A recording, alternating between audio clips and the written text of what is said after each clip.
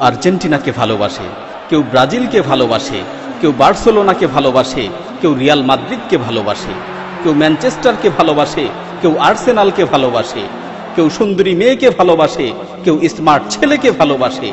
আর যারা মুমিন তারা সব কিছুর চেয়ে আল্লাহ সুবহানাহু ওয়া তাআলাকেই বেশি ভালোবাসে। বড়ই আফসোস ও পরিতাপের বিষয়, আজকের মানুষ দুনিয়ার এই তুচ্ছ জিনিসগুলোকে আল্লাহর চেয়েও বেশি ভালোবাসে।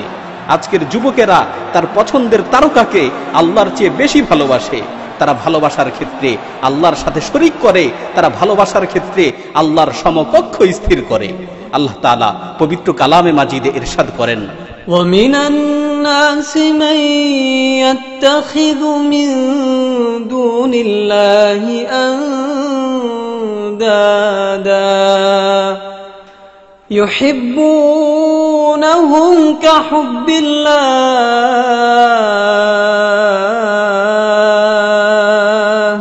মানুষদের মধ্য হতে কিছু মানুষ রয়েছে যারা আল্লাহর সাথে সমকক্ষ স্থির করে এবং সেই সমকক্ষদেরকে আল্লাহর ন্যায় ভালোবাসে।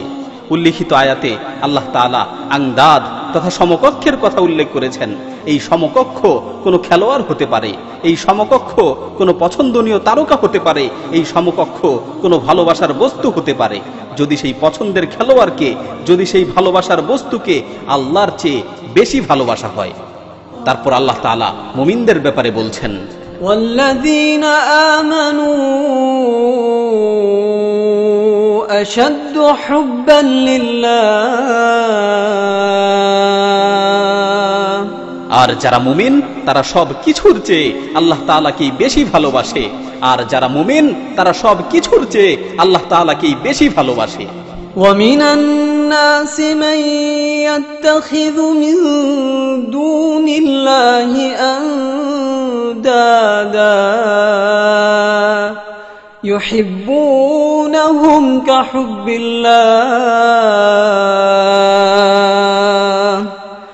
والذين آمنوا أشد حبا لله ولو يرى الذين ظلموا إذ يرون